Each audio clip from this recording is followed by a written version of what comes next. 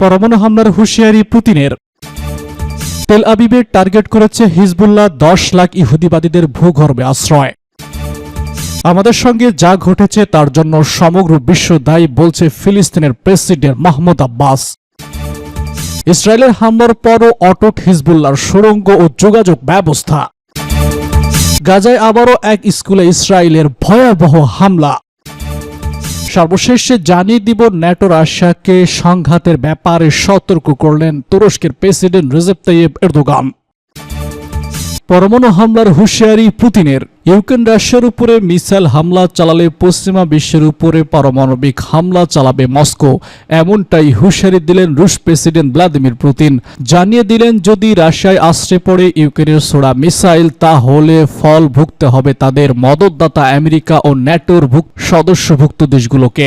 আসলে Ukraine America ও ব্রিটেনের থেকে বিপুল দূরপাল্লার অস্ত্র সাহায্য পেয়েছে, যদিও তা ব্যবহারে ছিল বিধিনিষেধের বেড়াজাল। কিন্তু জানা যাচ্ছে সম্প্রতি ব্রিটেন আমেরিকার মতো দুই দেশ নাকি এই বিষয়ে চিন্তা ভাবনা শুরু করেছে, অর্থাৎ দ্রুত এই অস্ত্র রাশিয়ার বিরুদ্ধে ব্যবহারের অনুমতি পেয়েও যেতে পারে কিয়েভ। আর এই পরিস্থিতিতে পাল্টা চাপ বাড়তে পুতিনের এমন হুঁশিয়ারি মনে করছে ওয়াকিবহল মহল।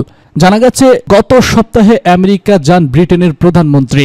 মার্কিন প্রেসিডেন্ট জো বাইডেনের সাথে তার বৈঠকে আলোচনা হয় ইউক্রেনের ভান্ডারে থাকা ক্রুজ মিসাইল নিয়ে। সম্প্রতি এই দূরপাল্লার ক্ষেপণাস্ত্রই কিয়েভকে দিয়েছে ব্রিটেন। আবার এর আগে জেলেনস্কি আমেরিকা গেলেও এই নিয়ে কথা হয়েছিল। ইউক্রেনের প্রেসিডেন্ট তার থেকে সামরিক সহায়তা আর্জি জানান। এসবই নিঃসন্দেহে চাপ বেড়েছে পুতিনের উপরে। তার উপরে সাম্প্রতিক সময়ে যেভাবে ইউক্রেন পাল্টা হামলা চালাচ্ছে তাতে মস্কোকে চাপে ফেলছে। আসলে এতদিন দূরপাল্লার ক্ষেপণাস্ত্র ব্যবহার করতে পারছিল না ইউক্রেন। রাশিয়া লাগাতার হামলার পর এবার সে নিষেধাজ্ঞা তুলতে শুরু করেছে ন্যাটো। ফলে বদলে যেতে পারে রাশিয়া ইউক্রেন যুদ্ধের পরিস্থিতি। নিষেধাজ্ঞা প্রত্যাহারের পর রাশিয়ার কপালে চিন্তার ভাঁজ বাড়াচ্ছে ইউক্রেনের দূরপাল্লার ক্রুজ মিসাইল সিস্টেম নিয়ে। এহেন পরিস্থিতিতে পুতিনের এই হুঁশিয়ারি। গত 2 বছর ধরে বিরামহীন যুদ্ধ চালাচ্ছে ইউক্রেন রাশিয়ার মধ্যে। 2022 সালের 24শে ফেব্রুয়ারি প্রথমবারের মতো ইউক্রেনের আকাশে দেখা মিলেছে রুশ রণতরীর। শুরু হয় তুমুল যুদ্ধ।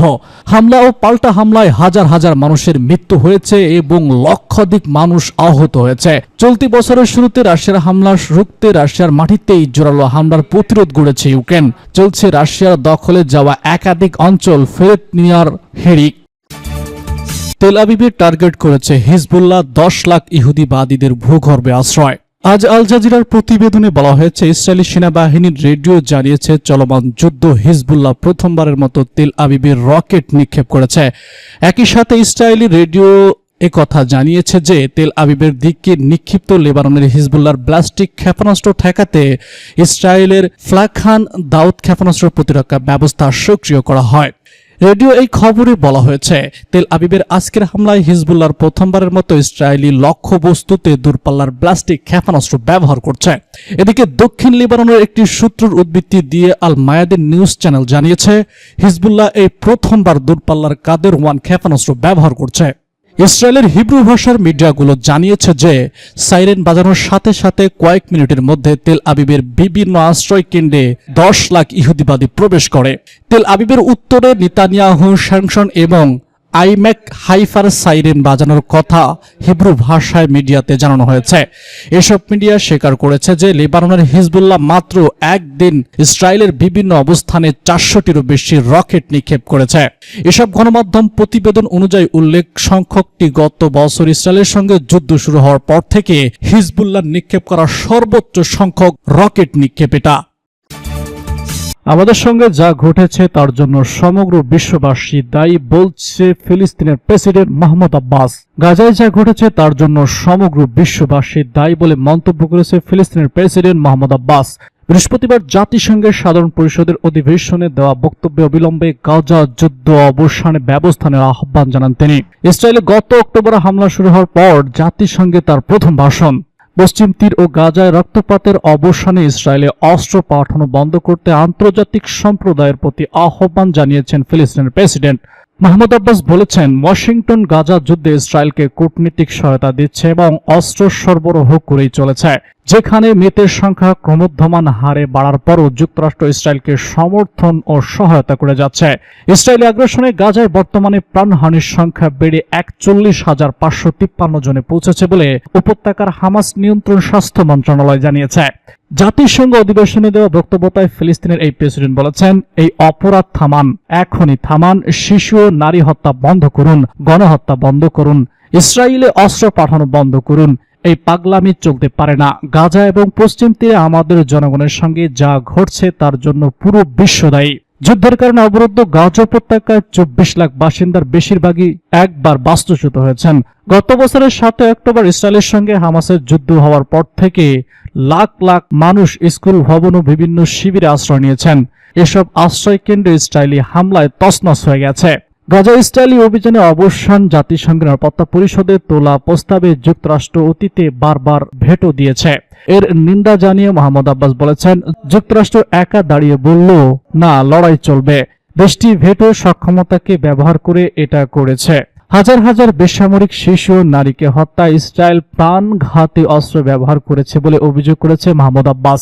যুক্তরাষ্ট্রের পদক্ষেপে ইসরায়েলকে আগ্রাসন ক্রমাগত চালিয়ে যেতে উৎসাহিত করেছে। ইসরায়েল জাতিসংঘে থাকার যোগ্য নয়। বিশ্বে ইসরায়েলের সবচেয়ে ঘনিষ্ঠ মিত্র ও সহযোগীকারী যুক্তরাষ্ট্র। গাজায় যুদ্ধ শুরু হওয়ার পর থেকে ইসরায়েলকে বিলিয়ন বিলিয়ন ডলার সহায়তা ও সামরিক অস্ত্র ব্যবহার করেছে ওয়াশিংটন। ইসরায়েলের হামলায় আবারও অটুট হিজবুল্লাহর সুড়ঙ্গ ও যোগাযোগ ব্যবস্থা। নমনীয় কাঠামোর চেইন অব কমান্ড বিস্তৃত সুড়ঙ্গ নেটওয়ার্ক গত ১ বছরে ক্ষেপণাস্ত্র অস্ত্রের বিশাল অস্ত্রাগার গড়ে তোলার কারণে হিজবুল্লাহ ইসরায়েলের হামলার সামলে উঠতে পারছে। গোষ্ঠীটির কর্মকাণ্ড সম্পর্কে অবগত ৩টি সূত্রের বরাতে রয়টার্স এই তথ্য জানিয়েছে। গত সপ্তাহে ইসরায়েলের হামলায় হিজবুল্লাহর জ্যেষ্ঠ কমান্ডারের টার্গেট করা হয়েছে এবং পেজার এবং ওয়াকি টকিতে বিস্ফোরণেও ব্যাপক প্রাণহানি হয়েছে।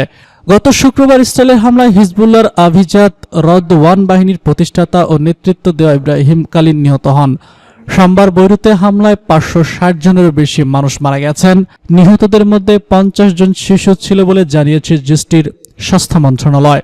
রবিবার ইসরায়েলের সামরিক বাহিনীর প্রধান দাবি করেছেন, আকিলের মৃত্যু হিজবুল্লাহ নাড়া দিয়েছে। তার দাবি, হামলায় হিজবুল্লাহর হাজার হাজার রকেট ও শেল ধ্বংস হয়েছে।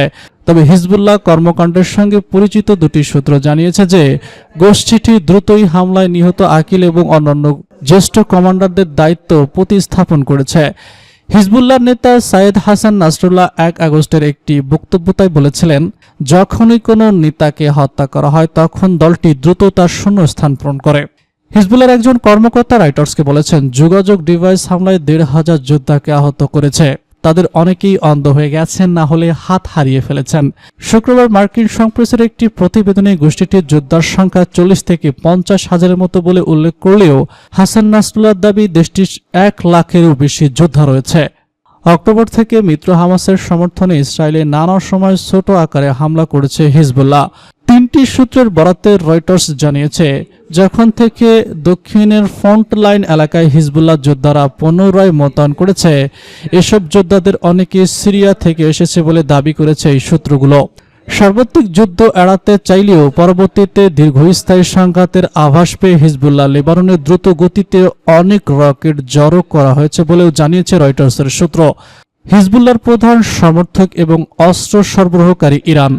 মধ্যপ্রাচ্য জুড়ে বিভিন্ন দেশে ইরানের মিত্র বাহিনীর মধ্যে সবথেকে শক্তিশালী দল এই হিজবুল্লাহ। তাদের অনেক অস্ত্রই ইরানি, রাশিয়ান বা চীনের মডেলের। বিষয়টির সংবেদনশীলতার কারণে রয়টার্সের সূত্রগুলোর নাম প্রকাশে রাজি হয়নি। নতুন আসা অস্ত্রগুলো সম্পর্কে বা কোথা থেকে কেনা হয়েছে সে বিষয়ে বিস্তারিত কিছু জানা যায়নি। হিজবুল্লাহর মিডিয়া অফিসেও এই প্রতিবেদনে উল্লেখিত বিষয়ে বক্তব্য করতে রয়টার্সের অনুরোধের জবাব দেয়নি।